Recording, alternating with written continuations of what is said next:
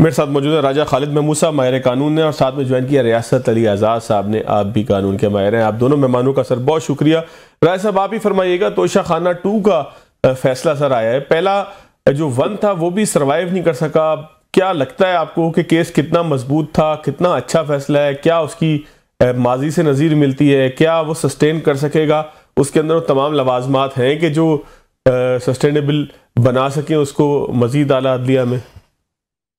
अच्छा फवाद साहब, एक बात तो ये है कि पहला जो है ये नहीं कि वो केस खत्म हो गया, उसमें सिर्फ जजमेंट को भी सस्पेंड किया गया है, अपील उनकी पेंडिंग है। लिहाजा जजमेंट तो सस्पेंड हो जाती है, वो कोई इशू नहीं होता। जहां पे सजा कम हो या कोई मामूली सी अगर कोई किसी तरह का डाउट आ जाता है या कोई इलेगलिटी आ जाती है सामने, तो वो कर देते हैं, वो रूटीन मैटर है, वो कोई ऐसी बात नहीं। वो case that is still pending before the Islamabad high court. अब इस केस की जो एविडेंस हमारे सामने है, अब जो उसका क्रक्स मेरे सामने आया, इसके जो फैक्ट्स हैं अगर उन्हें देखा जाए तो 7 मई 2010 से 10 मई 2010 तक प्राइम मिनिस्टर इमरान खान और उनकी एहलिया बुशरा बीबी वो सऊदी अरब का विजिट करते हैं। वहां पे उन्हें ज्वेलरी का एक सेट दिया जाता है, बल्गारी ज्वेलरी का। अब इसकी जो कीमत थी, बाद में इसे रिकन्फर्म किया जिस अदारे ने इसे बनाया था, जो इसके मेकर थे, कि इसकी कीमत जो थी वो तकरीबन 71.5 मिलियन थी।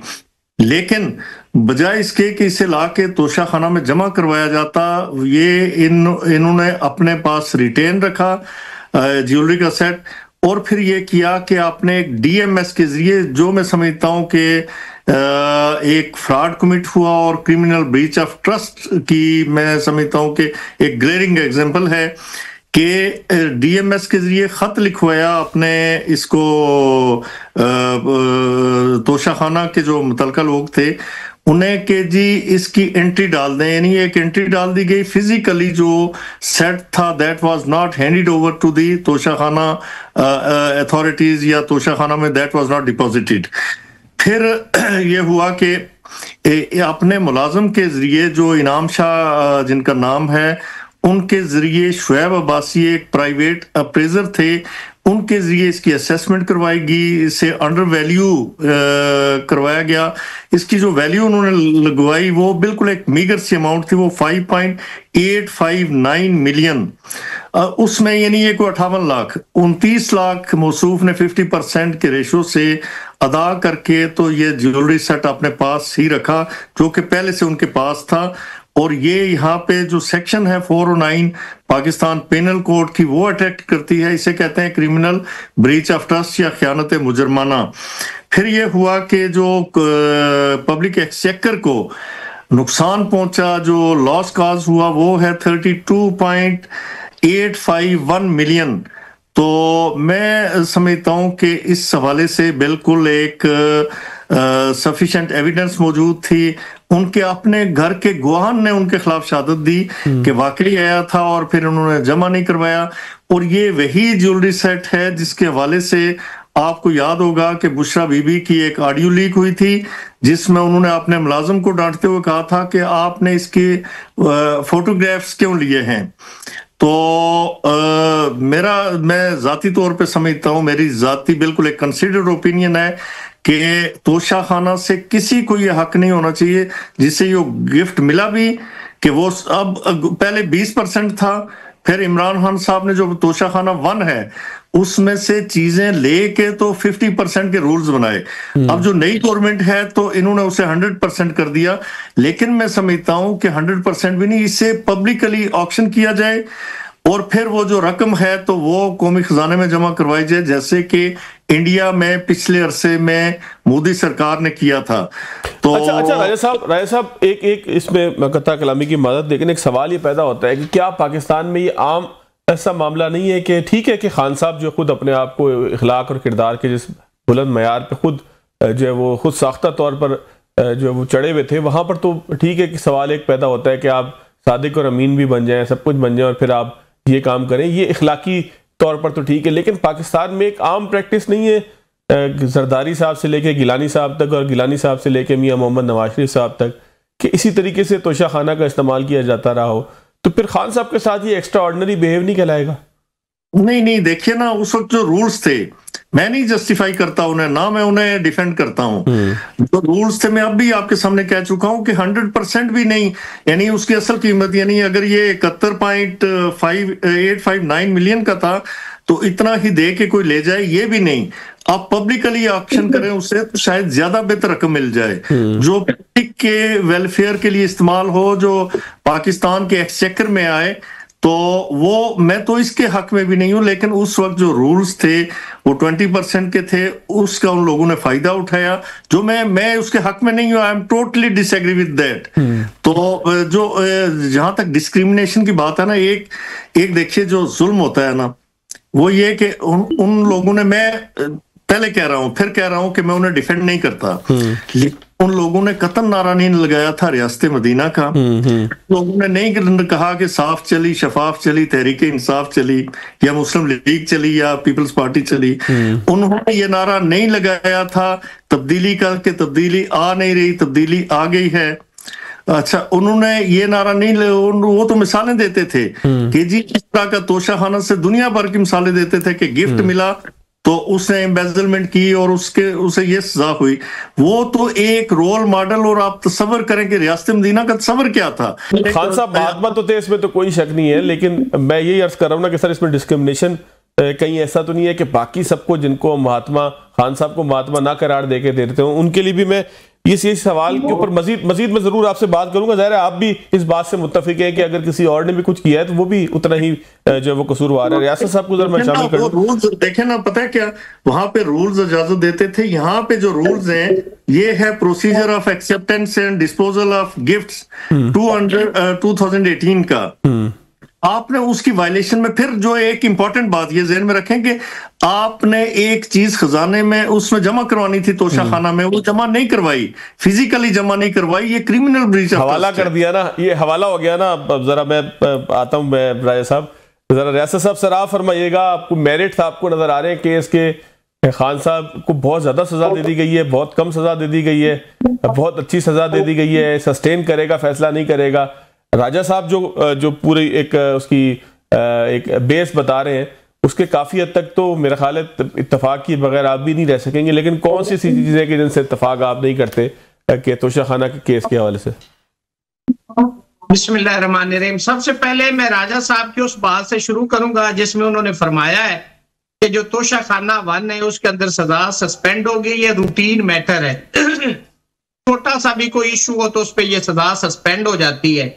तो ये जो इमरान खान का 190 पाउंड मिलियन केस है, उसके साथ 426 की दरखास्त लगी, वो केस आज तक फिक्स नहीं हुआ। सस्पेंड होना तो बहुत दूर की बात है, ये रिकॉर्ड की बातें हैं। ठीक है, राजा साहब के कहने से कानून नहीं बदल सकता। दूसरी बात ये है कि इसके अंदर एक बहुत बड़ा फला इस लॉ के अंदर 2018 सुप्रीम कोर्ट 595 सुगरा बीबी केस है, जिसके अंदर है कि एक वकूए की एक FIR हो सकती है। तो तोशाखाना 1 आप 2 बना दिया है, कल को 3 बना देंगे, कल को 4 बना देंगे, ये तो लामतुनाई सिलसिला जारी रहेगा। लिहाजा ये जो केस दर्ज किया गया है ये उस सुप्रीम कोर्ट की जजमेंट के मैंडेट की वायलेशन में है। तीसरी बात है कि जो आर्टिकल 25 है कि वो ये कहता है कि every citizen of Pakistan is equal before law, nobody is above the law, discrimination नहीं होगी। तो राजा साहब फरमा रहे हैं कि जी मैं उनको डिफेंड नहीं करता। अगर डिफेंड नहीं करता तो उनके ऊपर FIR क्यों नहीं हुई पीपल्स पार्टी वालों पे और मुस्लिम लीग नून के जो जिन लोगों ने वहां से, उन्होंने तो पता नहीं क्या क्या, वो तो बेड शीटें भी ले गए हैं, एक इमरान खान ही क्यों। और दूसरी बात, राजा साहब ने 406 की बात की, ये 406 बनता है। 406 कैसे बनता है भाई?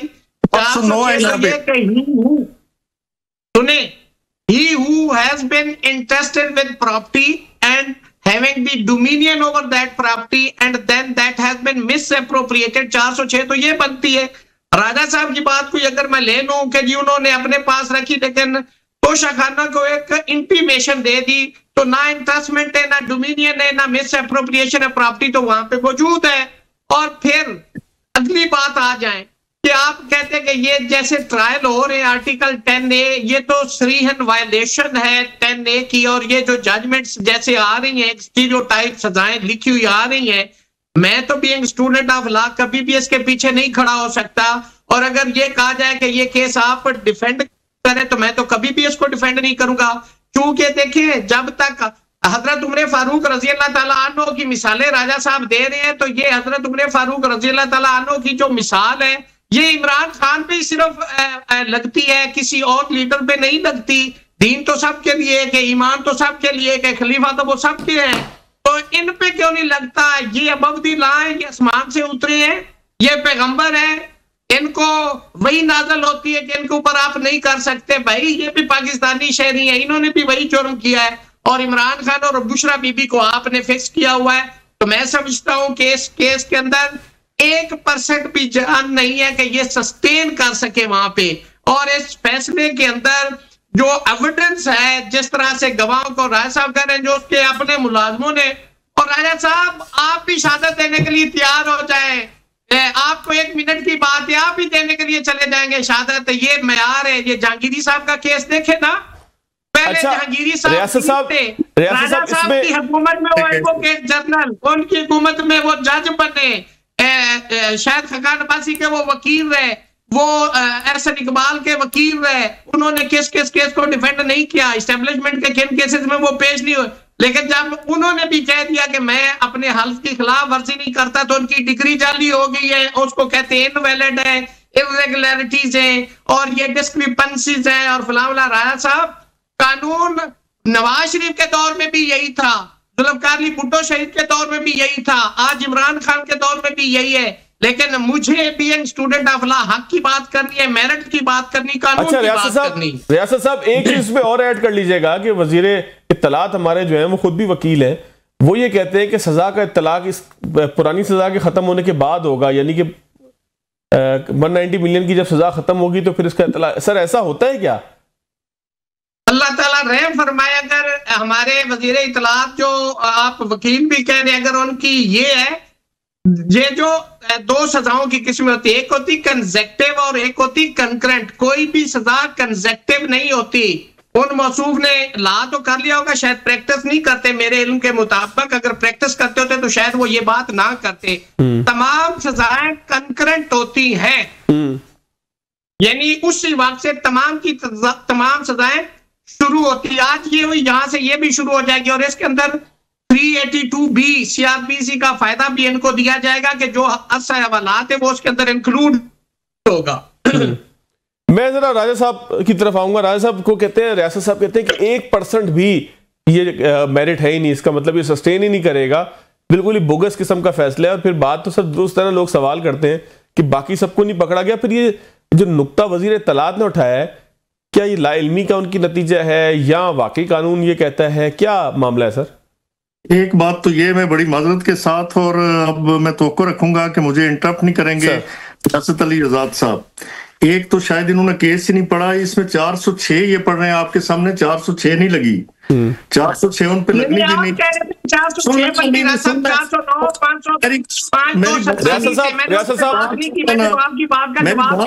रियासत साहब मैं आपको टाइम दूंगा, राजा साहब आप मुकम्मल कीजिएगा। 406 मैंने नहीं कहा था, 409 लगी है। 409 क्या है कि criminal breach of trust by public servant, ठीक हो गया। तो लिहाजा 406 अभी अपना क्लिप दोबारा चलवा के देख लें, और इस पे किस लिए बहस करते हैं? अच्छा सर, ऑडियंस फैसला कर लेंगे ना किसने क्या कहा था। सर बात मुकम्मल कर लेना है। 409 सामने लिखिए, मैं पूरा दिन चैनल्स पे इस हवाले से बात कर रहा हूँ। दूसरी बात यह है कि इन्होंने कहा कि 190 मिलियन पाउंड में अभी तक वो नहीं लगा, जजमेंट सस्पेंड नहीं हुई, उसमें उसका क्या ताल्लुक है आज की गुफ्तगू से? वहां पे अर्ली हियरिंग की दें, वो कोर्ट से पूछना क्यों नहीं लग रही? वहां पे जो भी करना है जाके उस कोर्ट में करें। फिर ये कहते हैं जी कि तोशा खाना का उन लोगों ने गाड़ियां ली, फलां ली, नवाज शरीफ ने ये किया, फलां ने जरदारी ने ये। ओ भाई वो रूल्स इजाजत देते थे 20% के, आपको रूल्स इजाजत नहीं देते थे कि आप उसकी प्राइवेट असेसर से या प्राइवेट अप्रेजर से उसकी कीमत लगवाएं। ये कहां पे रूल्स में लिखा हुआ है? आपने तो जमा ही नहीं करवाया। वो तो जमा थी गाड़ियां या जो भी चीजें जिस तरह आप कहते हैं वो जमा थी वहां से वहां पे उसकी असेसमेंट लगवा के उन्होंने उसकी 20% या जो भी था उस वक्त का जो राइजुल वक्त रूल था, कानून था, उसके मुताबिक उन्होंने पेमेंट की। तो लिहाजा उन्होंने किसी रूल की वायलेशन नहीं की अगर कानून की नजर में देखा जाए। जो भी था, मैं पहले कह चुका हूं कि मैं इसके हक में नहीं हूं, पहले मैं इसकी वजाहत कर चुका हूं, लेकिन इन अकॉर्डेंस विद रूल्स उन्होंने काम किया, लिहाजा उन्हें एप्रीहेंड नहीं किया गया। फिर ये कहते हैं जी कि एक केस में तोशाखाना 1 भी है और तोशाखाना 2 भी है।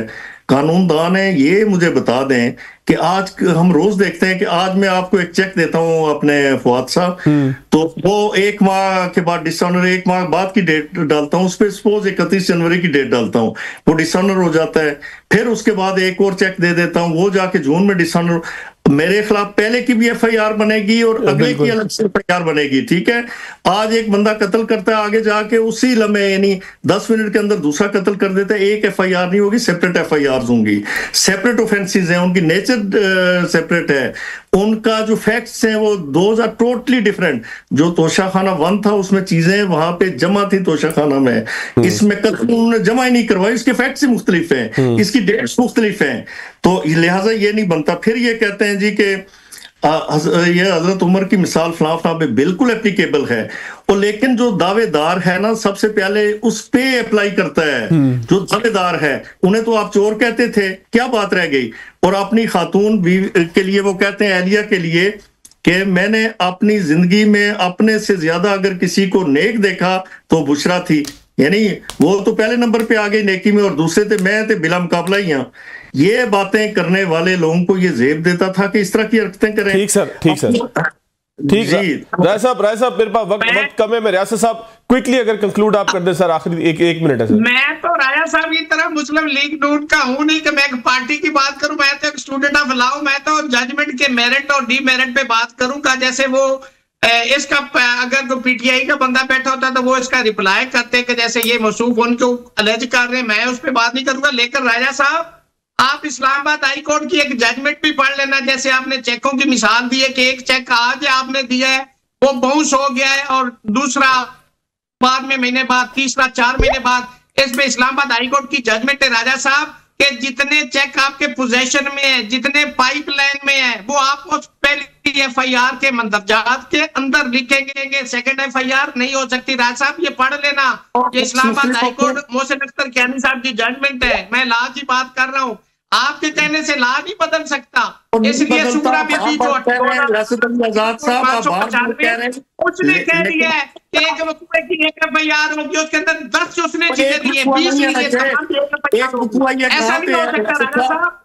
ये 2 मुख्तलिफ वकूए हैं। राजा साहब ये कह रहे हैं कि 2 मुख्तलिफ वकूए हैं। आप एक पार्टी को सिर्फ एक FIR कैसे होगी 2 मुख्तलिफ डेट से? बैठे हुए। चले सर, ये कानूनी बहस है, फिर किसी और मौके पे इसको तफसील से जरूर बात करेंगे। कानूनदान तो होना जरूरी है ना, कानूनदान को बुलाएं। जी आज के लिए इतना ही, आप दोनों मेहमानों का शुक्रिया। एक ब्रेक लेंगे।